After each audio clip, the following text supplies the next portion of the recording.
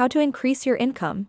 1. Get a higher paying job. One way to increase your income is to get a job that pays more than your current one.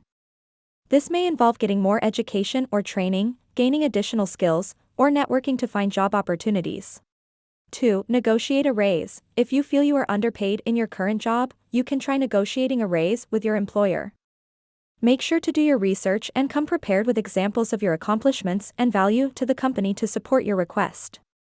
3. Start a side hustle. Another option is to start a side hustle or part-time business on the side.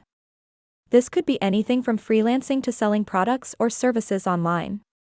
4. Invest in assets that generate income. You can also consider investing in assets that generate income, such as rental properties, dividend-paying stocks, or a small business.